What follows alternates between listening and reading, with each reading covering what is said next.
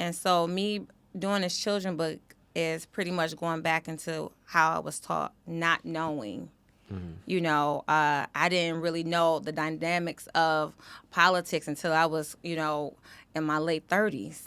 And that's why I'm talking about when you're growing up a certain way in a box and you're sheltered, you're kind of sheltered from the world and how they think and what they do and how things are governed. And so I said, I don't want children to grow up like me and be miseducated, misinformed, or just don't know. So I started this book, with my daughters who are twins and saying, Mom, what's the mayor? And I created my book off that question. You got to flash the people.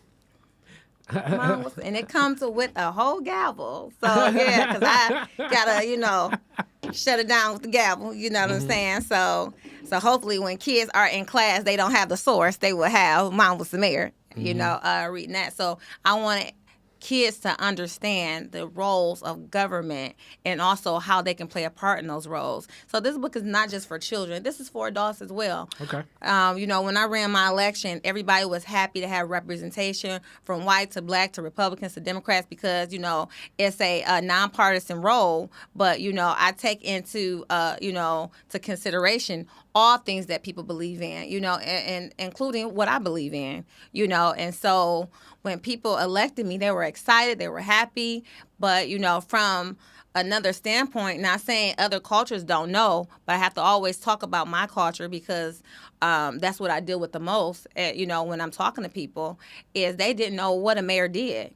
Mm-hmm. They were excited to have someone that looked like them from their old neighborhood as a representation and saying, yeah, we got somebody that can represent us. But what you do again? Mm-hmm. So, I said, so this is more of a family book, an all-around book to get us started to knowing who we are voting for, why. And guess what? You, too, can be the next mayor. And so sometimes we hide things from each other, or we feel like society is hiding things. Like we can't be a congressperson or a president. It seems so untouchable. It seems like we're reaching for something that cannot be accomplished, or you have to have this education to get it, or you have to grow up this way. And I'm like, no. Let me show you. It's this simple. You can make a difference, too. Don't complain about it. You have the power. And I think sometimes we don't know what the power that we have in us. So that goes all the way back to when I was a child. Talking about power is talking about God. And God puts power and gifts in each and every one of us. But the thing about it is we don't know how to tap into those gifts. We start relying on people to do things for us. We start relying on the government to fund our schools, to make sure that, this is getting done, that is getting done. And we take our independence and our power and give it to somebody else. And then when things aren't getting done, all we do is sit and don't do nothing about it. But everybody has the power to change the law. Everybody has the power to amend one. And everybody has the power to sit at the table. And I'm like, let me write this book and let me show you how to do it, And I'm a prime example of that. So, telling my story of what I didn't know.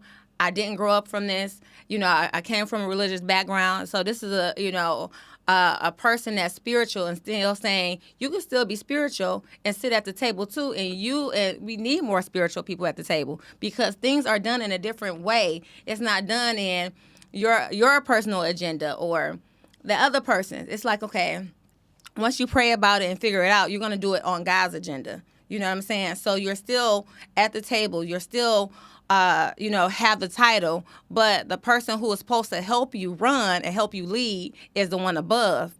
And sometimes I think people get in these positions and forget who gave you the power, and they forget how to use it. And we get so excited and get giddy, and we use these titles, and we run with it and use it as a celebrity thing. Because in Michigan, you can be a political celebrity. Come on now. And people use that to use that to get in the door, and that's fine. But when you walk in the door, are you using that title to help other people get in the door, or it's all about you?